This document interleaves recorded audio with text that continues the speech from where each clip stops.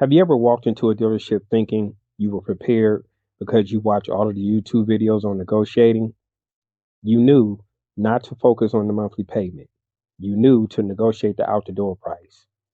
Maybe you even had a pre approval from your credit union, but somehow you still walked out wondering if the dealer won. Today, we're talking about why that happens and why I believe dealerships have changed the way they structure a deal in today's market. Welcome back to the channel. I'm Kevin, low budget spider rider.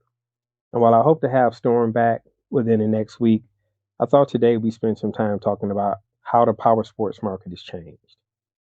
Anytime we think about purchasing a new Spyder or touring motorcycle, we think about the cost involved. And it can be anywhere from several thousands of dollars once we factor in vehicle freight, dealer setup fees, taxes, and accessories. That cost can add up. When we think about buying a motorcycle in today's market, buyers have never had more information at their fingertips.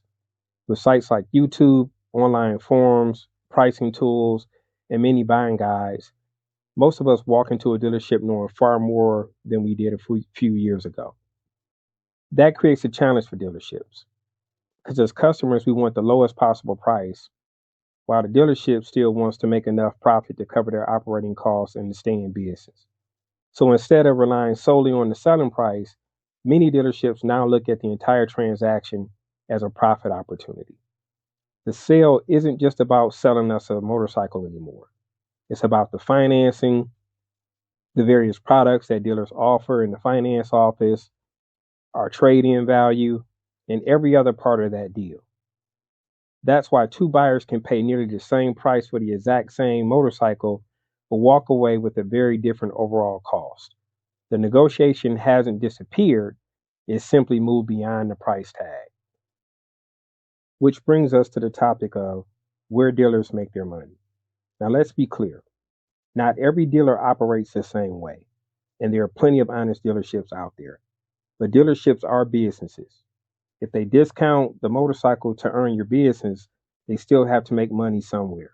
And that can include financing reserves, extended warranties, gap coverage, tire and wheel protection, service contracts, documentation fees, or longer loan terms.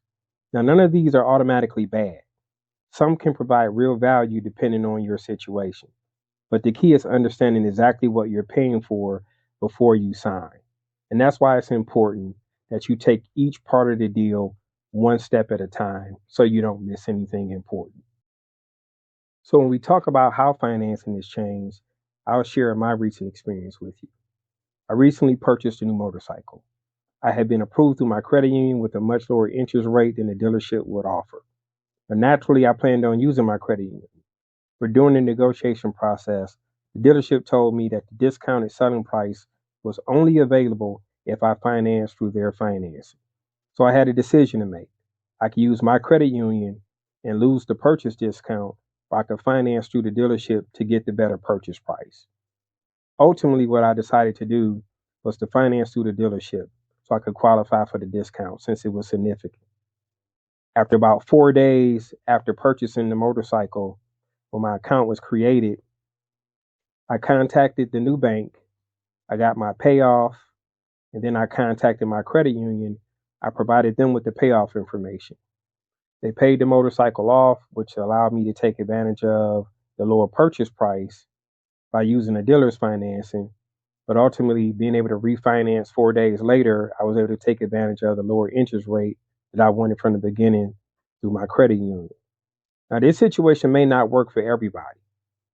This is why it's important that you read your loan agreement carefully and ask if there are any early payoff penalties or early conditions before you sign. For me, the lesson wasn't that the dealer was trying to pull a fast one. It was realizing that financing is just another part of the negotiation. And the more that I understood how it worked, the more options I had available before making the purchase. So how do you beat the house rules and protect yourself at the same time? You do that with knowledge. And that's knowing your credit score before you ever step into the dealership, having a pre-approval through your credit union or bank so you know exactly what financing you already qualify for. Try to negotiate the best total purchase price separately from the financing. Review every fee and every add on before signing.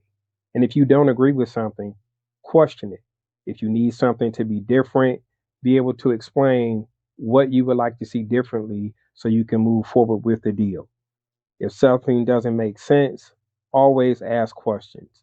And finally, don't be afraid to simply walk away. Sometimes your strongest negotiating tool is simply being willing to leave. Even if I know I want to move forward with the purchase, my first rule of thumb is I always wait 24 hours and then come back to finalize the deal.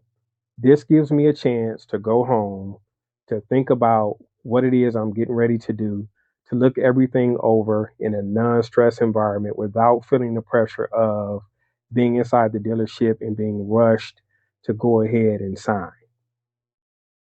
For me, buying anything today is about much more than agreeing on a selling price. It's the financing, the loan terms, the products offered, and even the timing of when we refinance can all affect what the bike ultimately will cost us. The more informed that we are, the more control we have over the deal. Now, that doesn't mean the dealership has to lose. It means both sides understand exactly what they're agreeing to. And in my opinion, that's what a fair deal looks like. Now, after sharing a few of my thoughts, I want to hear from you. Have you ever been offered a better price only if you financed through the dealership? Did you keep the dealer financing or did you refinance later like I did? Share your experience in the comments. I think it'll definitely help other riders who are getting ready to buy their first power sports vehicle. And if you find this type of content useful, hit the subscribe button so you don't miss my next video. Until then, remember, live for the experience and definitely enjoy the ride. Peace.